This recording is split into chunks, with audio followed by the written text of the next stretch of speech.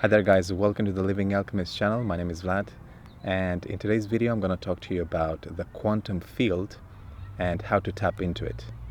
So the quantum field represents the space that contains all of the events that have ever occurred in the history of the universe, all of the events that are currently occurring in this present moment, and all of those that will occur in the future. There are other names for the quantum field, such as the space of infinite possibilities, the space of variations, and others. So again, the quantum field contains the past, the present, and the future. All of these events, all together.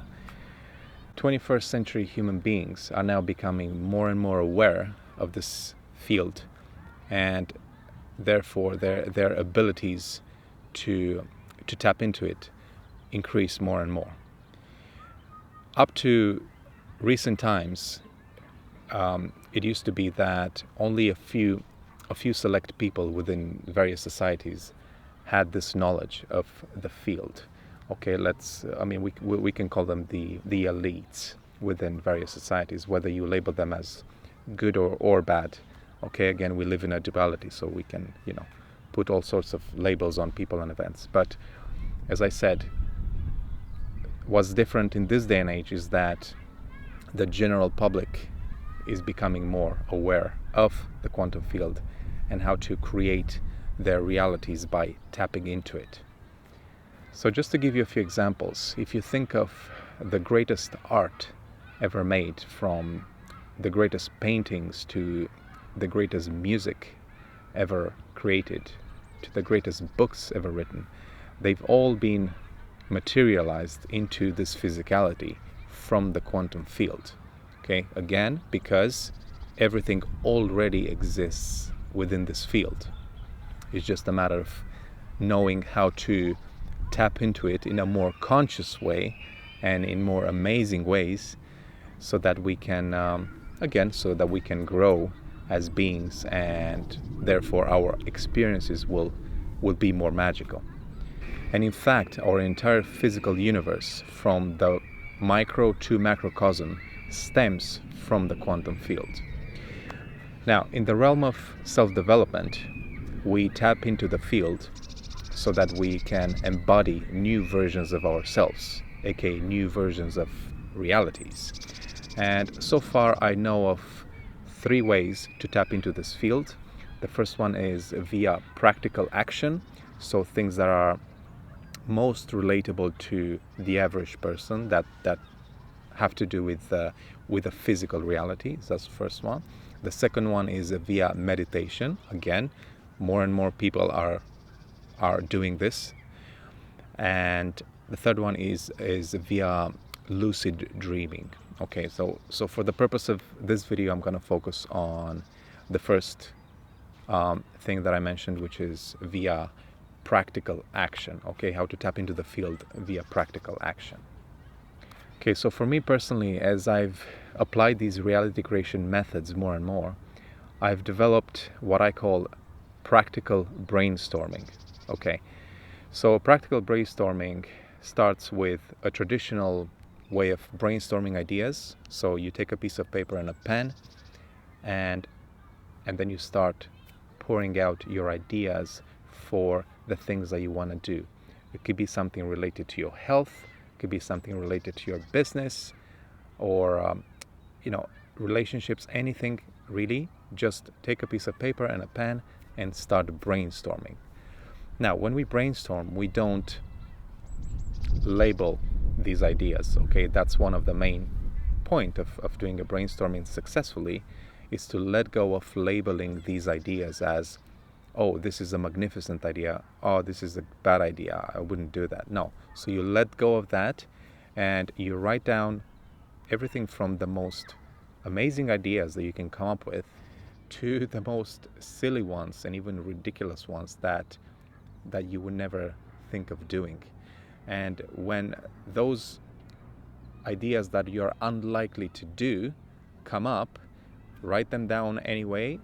Your mind will object them, because that's what the mind does, amongst other things. but you just write them down anyway, okay?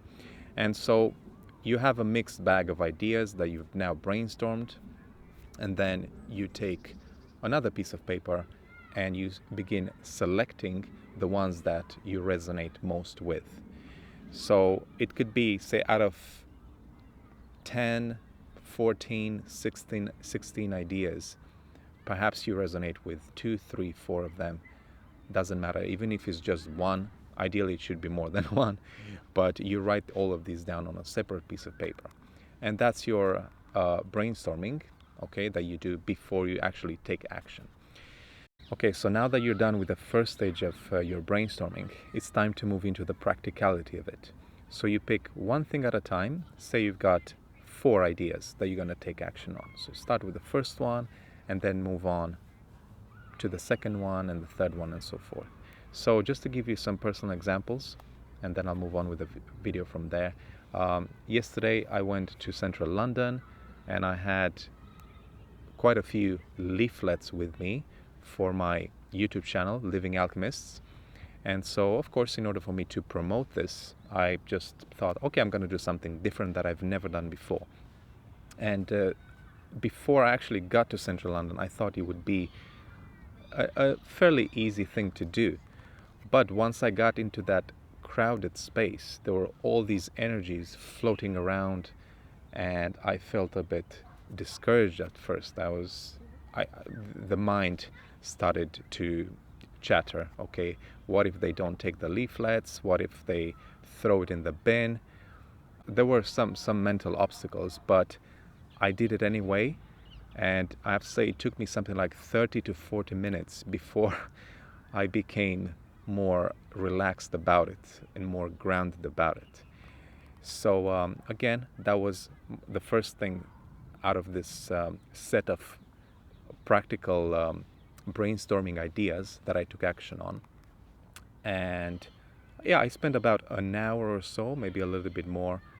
And so the second thing from my personal list is actually an extension of the first one, and that is that next time I go to central London, I'm gonna actually have a 30-second to a 2-minute conversation with one person at a time about the topics that I present here and the topics that I teach.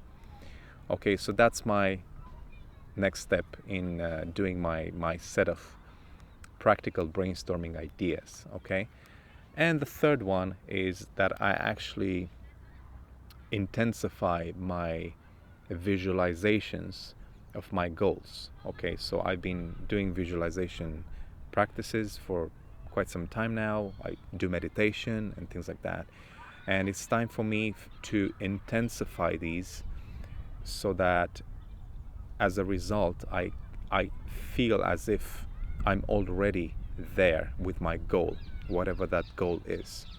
Okay, so again, all of these practices have at least one thing in common, and that is that they all require levels of energy from me, new levels of energy, or even higher levels of energy.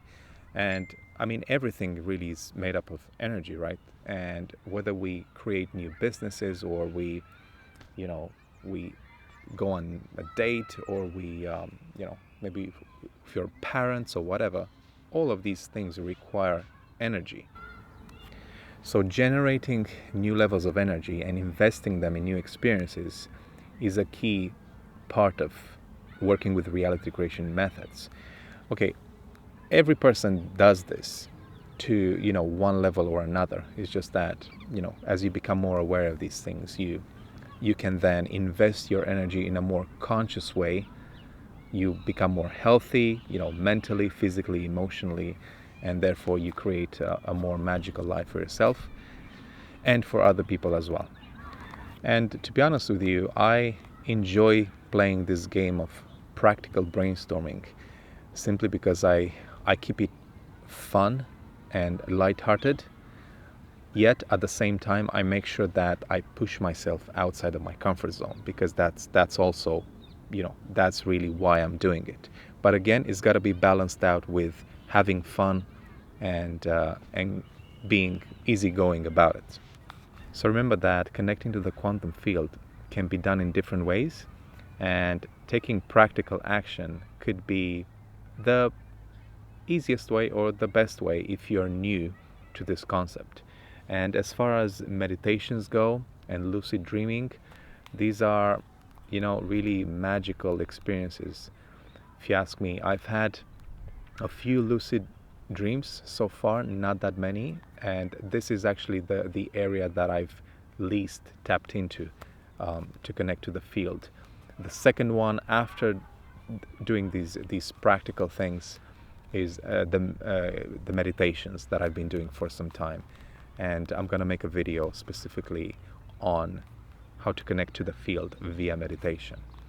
Another thing I want to say about tapping into the field via meditation is that the whole point with this is to feel as if you've arrived to your desired goal, be it a relationship or a new home or traveling to some place. Okay, so that's the whole point. To be in these meditative states is to feel as if you are already there, to bring the goal into the now. And actually, a few days ago, I read this thing from a book by Frederick Dodson that said that the soul's favorite game is to experience something that wasn't previously there. And again, this has to do with the unpredictable, with the surprises that we receive from the universe, okay? Because, we're not here to predict everything and to, outline every stage in our lives. So we do want to experience magic, and part of that magic is not to know what will happen. And so by tapping into this space of infinite potential, you also let go of limitations big time.